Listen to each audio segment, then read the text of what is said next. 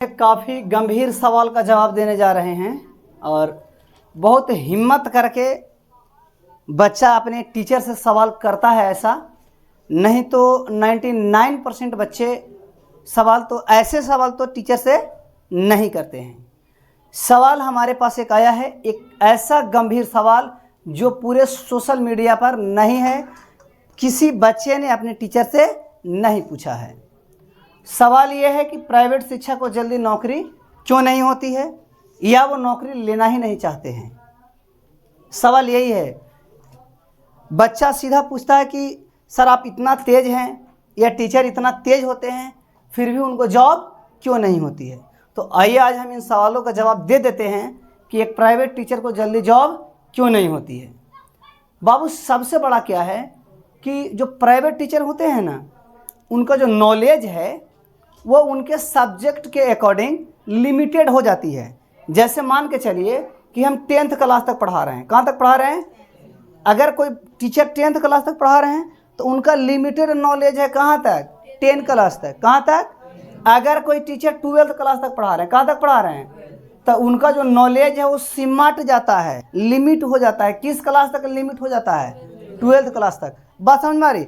एक तो क्लास से लिमिट हो गया, दूसरा सब्जेक्ट लिमिट होता है। मान के चलिए कि कोई टीचर मैथ बढ़िया पढ़ाते हैं। क्या बढ़िया पढ़ाते हैं? तो उनका मैथ तो बढ़िया है, मैथ, लेकिन फिर साइंस क्या है उनका? कमज़ोर। खास करके मैथ अगर सही है तो साइंस करीब करीब सही होता है। फिर एसएसटी उनका कमज़ोर हो जाता है। एसएसटी क्या हो जाता है?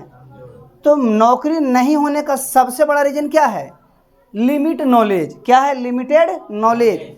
10th क्लास तक के टीचर को 10th क्लास तक का लिमिट नॉलेज है, 12वीं तक के टीचर को 12वीं तक का लिमिट नॉलेज है।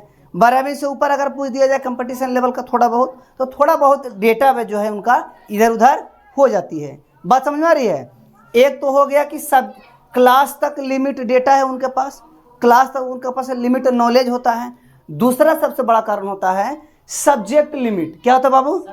हर टीचर का अपना अपना सब्जेक्ट होता है। सुने होंगे आप लोग, कोई टीचर बोलते होंगे कि हम मैथ बढ़िया पढ़ाते हैं, कोई टीचर बोलते हैं कि हम सोशल साइंस बढ़िया पढ़ाते हैं। तो बाबू जो टीचर सोशल साइंस बढ़िया पढ़ाते हैं उनका मैथ कमज़ोर होता है थोड़ा बहुत, जो मैथ बढ़िया पढ़ाते हैं उनका सोशल साइंस कमज़ोर होता है। बात समझ में आ रही है? लेकिन नौकरी लेने के लिए कंपटीशन की तैयारी करनी होती है। कंपटीशन की तैयारी करने के लिए सारा सब्जेक्ट सही होना चाहिए। सारा सब्जेक्ट क्या होना चाहिए? इसलिए एक टीचर को नौकरी लेने में बहुत दिन समय लगता है या कभी कभी नहीं होती है, या टीचर को नौकरी होती भी है तो टीचर में ही। टीचर को नौकरी होती भी है तो किस चीज़ में होती है? टीचर में। क्योंकि टीचर में अगर बड़ा टीचर बनना होता है तो उनको सब्जेक्ट से, पर्सनल सब्जेक्ट से सवाल पूछ देता है। जैसे अगर आपको मैथ के प्रोफेसर बनना है तो ज़्यादा सवाल कहाँ से रहेगा? मैथ से। ज़्यादा सवाल कहाँ से रहेगा? तो फिर उनको जॉब हो जाती है। जॉब क्या हो जाती है? यही कारण है कि एक टीचर को जल्दी जॉब नहीं होता है। और दूसरा सबसे बड़ा कारण है बाबू समय। दूसरा सबसे बड़ा कारण क्या है बाबू? कोई भी कंपटीशन की तैयारी करने के लिए कम से कम 6 घंटा का पढ़ाई कंटिन्यूटी चाहिए। कितने घंटे का पढ़ाई? 6 घंटे की पढ़ाई एकदम कंटिन्यू चाहिए, लगातार। लेकिन आप जो प्राइवेट टीचर होते हैं उनके पास 6 घंटे की खुद के लिए समय नहीं मिल पाता है। कारण हम आपको बता देते हैं। कारण यह है कि मान के चलिए कि अगर 4 घंटा का उनका क्लास है तो जो पढ़ाना है उनको पढ़ाने के लिए 2 घंटे का होमवर्क घर पे करना होता है कि हमको क्या पढ़ाना है। तो 4 प्लस का 1 घंटा हो गया, 2 घंटा तैयार होना है। 1 घंटा क्लास आने से पहले तैयारी करना है, नहाना फिचना, खाना वगैरह वगैरह, ठीक है। फिर क्लास के बाद 1 घंटा का समय आने जाने में बीत जाता है, छुट्टी होने में। जैसे 5:30 बजे छुट्टी हुआ तो हमको घर जाते हैं तो 7 बज जाता है, 6:30 बज जाता है। बस समझ में आ रही है? तो समय पास जो है 6 घंटे का समय इधर चला जाता है। इन 6 घंटे में जो उनका हरासमेंट होता है, मेंटली हरासमेंट, शारीरिक हरासमेंट, वो उनको कम से कम 10 घंटे का नींद चाहिए। कितने घंटे का नींद चाहिए? अब 8-10 घंटा व्यक्ति सो जाता है, 6 घंटा 8 घंटा। इसके अलावा घर पे थोड़ा बहुत काम आ जाता है, फिर टल जाता है, लगता है अच्छा पढ़ाई ना, ई कमा करके पढ़ लेंगे।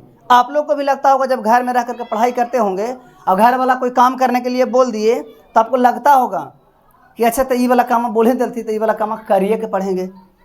अच्छा तनिए सुना बच के लिए कमा करके पढ़ेंगे। जैसे हमारे यहाँ गेहूँ काटना था तो पहले पापा बोले कि चलो 3 दिन चलो गेहूँ बांध दो, तो लगा चलो आज गेहूँ बांध देंगे क्लियर हो जाएगा। गेहूँ बांधने में 4 दिन लगा। कितना दिन लगा?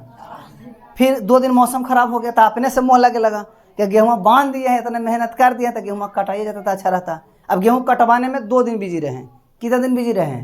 अब जिस दिन गेहूँ कटाया उस दिन बाबूजी दिमाग लगा दिए कि जब गेहूँ कटाइए गया तो गेहूँ तैबे करेगा, ओकरे पर भूसवो चला था।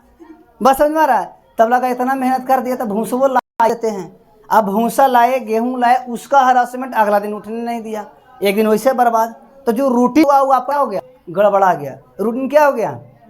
अब ईंटा गिरा हुआ है, मान के चलिए, या कोई घर में काम है, हमारे यहाँ ईंटा गिरा हुआ था गोतिया के दरवाजा पर, उनके यहाँ शादी थी। बस समझ में आ रही है? तब ईंटा लगा कि अब नहीं हटाएंगे तो फिर वो बात बोलेगा।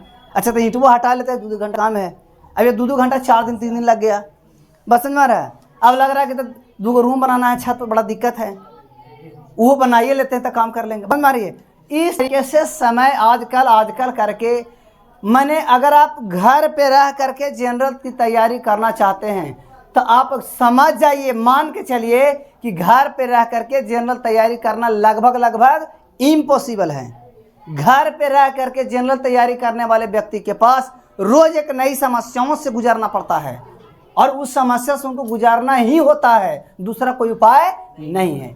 इसलिए एक प्राइवेट टीचर को जॉब होने में या देर होती है या नहीं भी होती है।